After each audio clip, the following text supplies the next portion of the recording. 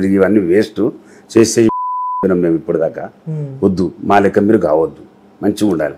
మేమా ఏదో బాధలల్లో కష్టాలల్లో ఇళ్ళ దిగవలసి వచ్చింది, లేకపోతే మాకేమో వృత్తి కాదు, ఇది మేము చేసే పనులు కాదు, దయచేసి అంటే చేయొద్దు బాబు అని చెప్తా నేను.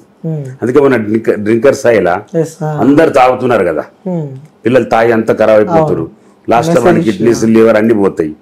ఆ మెసేజ్ ఉందని నేను కొద్దిసేపు చేయవలసి వచ్చింది యాక్టింగ్. సంబంధించింది ఒకటి వస్తుంది, అలా నేను మెయిన్ విలన్ ఉంటాను.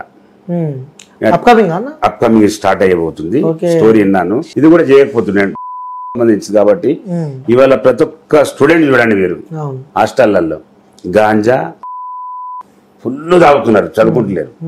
నీకు ఎన్ని కాలేజీలు చూపెడతా, నీకు స్కూల్స్ చూపెడతా, చూసిరా మీరు వాతావరణం మీకు తెలుసు కదా, మీరు చూస్తున్నారు టీవీలలో. అది బంద్ చేసే సబ్జెక్ట్ అది. అది తాగుతే ఏమవుతుంది, ఎవరు తెచ్చి ఎట్లా అమ్ముతున్నారు, ఎవరు ఎందుకు అమ్ముతున్నారు, దాంతో ఎంత సంపాదిస్తున్నారు, దాంతో మనిషికి ఏం తక్లీఫ్ అవుతుంది, డ్రగ్స్ తీసుకుంటే ఏం కోల్పోతున్నాం, దాంతో మనం మన లైఫ్ లో ఏం సాధిద్దాం అనుకుంటే ఏం సాధిస్తున్నాం అనేది ఉంది సబ్జెక్ట్. కాబట్టి ఒప్పుకున్నాను, మెయిన్ విలన్ నేనే ఉంటాను. తోడవడంతో లిక్కర్ మాఫియా అంతా అందరినీ లేపేస్తాను నేను సినిమా సీన్ ఉంటుంది నాది. ఓకే. సో అండ్ ఇంకోటి మధ్యలో బెట్టింగ్ అనేది ప్రమోషన్ అనేది బాగా వైరల్ అవుతుంది, దాని గురించి మీరేమంటారు? బెట్టింగ్ చాలా తప్పు చేస్తారు పిల్లలు, ఇది బెట్టింగ్ యాప్ అది చాలా తప్పు చేస్తున్నారు. చాలా మంది మీరు చూడండి, నెలలో 2-3 చనిపోతున్నారు, ఎందుకంటే ఆడుకుంటుంది. అదొకటి చాలా తప్పు చేస్తున్నారు. కొని పిల్లలు ఎంబడి తిరుక్కుంటా వీడియోలు తీసి కొంతమంది దొంగన కొడుకులు ఆ వీడియోలు బ్లాక్ మెయిల్ చేస్తున్నారు. అలాంటి వాళ్ళు బుద్ధి తీసుకొచ్చి అంత కోపం వస్తున్నారు. వదిలా నాకు గిట్ట వస్తే పట్టుకొని కొట్టి పోలీస్ స్టేషన్లు ఇస్తాను నేనైతే. నేను వాళ్ళ పని పడతా, ఎట్లయినా ఆలోచిస్తున్నాను అది. ఎందుకంటే చిన్న చిన్న అమ్మాయిలకు వాళ్ళకి తెలియదు పాపం, కూల్ డ్రింక్ లో ఒక తాగిపిచ్చేసి వాళ్ళతో నెక్కెడ్ ఫోటోలు తీసుకుంటా, వీడియోలు తీసుకుంటా పెట్టి బ్లాక్ మెయిల్ చేస్తున్నారు. అలాంటి మనకు బయటకు వచ్చేటి ఒక 5-6 సబ్జెక్టులే 100 జరుగుతున్నాయి. అట్లా బ్లాక్ మెయిల్ చేసేది 100 జరుగుతున్నాయి. ఎందుకంటే మీకు తెలియదు, అది నా దృష్టికి వస్తాయి. అవి వచ్చి చెప్తారు, కాలేజ్ స్టూడెంట్లు చెప్తారు, అన్న నా లవర్ని ఇట్లా చేసిరని. అంటే ఎవడైతే మోసపోతాడో ఆడు చెప్తాడు, ఎవరోడు చెప్పాడు, ఎందుకు చెప్తాడు? పాంజాల వరకు కరెక్ట్ ఉంటాడు. ఇట్లా చాలా జరుగుతున్నాయి అన్నమాట. సో ఇవి మాత్రం బ్యాన్ చేయాలంటారు బెట్టింగ్ సంబంధించి? 101% బ్యాన్ చేయాలి. ఎవడన్నా అట్లా ఆడుతున్నట్టు చెప్తే కూడా నాకు చెప్తే పట్టుకొచ్చి నేను తీసుకొని జైలు లేపిస్తావని డైరెక్ట్ నా నంబర్ ఇస్తా కావాలంటే. చాలా తప్పు చేస్తారు. ఎందుకంటే అమ్మా నాన్న కనీ పెంచింది ఎందుకు? ఇలా ఆడి మోసపోయి ఇళ్ళకెళ్ళి బంగారం ఎత్తుకోబోతున్నారు, పైసలు ఎత్తుకోబోతున్నారు, ఆడుతున్నారు ఈ గేమ్. నెక్స్ట్ ఐపీఎల్ వస్తుందన్న ఇప్పుడు, ఇంకోటి కొత్తది వస్తుంది. ఐపీఎల్ ఇప్పుడు స్టార్ట్ కాబోతుంది 21st. ఐపీఎల్ అంటే అందరు చేయలేరు, అది అందరికి సబ్జెక్ట్ ఉండదు. ఇది కంటిన్యూ ఫోన్లలో నడుస్తుంది కదా, అదే పోయి ఏడాదికో 6 నెలలకు వస్తుంది ఐపీఎల్. ఇది కంటిన్యూ ఉంది కదా, డైలీ నైట్ డే కంటిన్యూ ఉంది.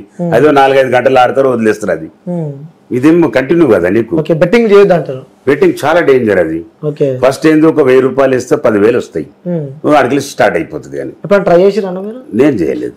నార్మల్ ఏం తెలుసుకుందామని చెప్పి అంటే మన పిల్లలు ఆడుతుంటే పట్టుకొని చూస్తే ఎట్లా ఆడతారు చదువు పెట్టని చూసినా. అదే ఫస్ట్ వేస్తారు డబ్బులు, ఆడు ఒకటి అని మొత్తం తీస్తారు. వాళ్ళు 10 రూపాయలు ఇచ్చి 100 రూపాయలు. ఇప్పుడు క్యాషినో అంతే, ఏదైనా అంతే. ఇవ్వడన్నా క్యాషినోలో పోయి 1-2 గెలుస్తారు అంతే, మీరు అంతా ఓడగొట్టుకొని వస్తారు ఎడికి పోయినా. కానీ అన్న మీరు దుబాయ్ బాగా పోతుంటారు? ఒక బిజినెస్ పెడదాం అనుకుంటున్నా అక్కడ, దుబాయ్ హోటల్ది. ఓకే. సో ఇటు మధ్యలో బెంగళూరు కూడా వచ్చిన, బెంగళూరు కూడా వెళ్తున్నారు మధ్యలో బాగా. బెంగళూరులో నా ఫ్రెండ్ వాళ్ళది ఒకటి ఫామ్ హౌస్ ఉంది, వెళ్ళి రెస్ట్ తీసుకొని వస్తాం అక్కడ. ఫ్రెండ్స్ ఇట్లే పిలుస్తుంటారు కదా, వస్తుంటారేమో. వస్తుంటాను. ఓకే అన్న.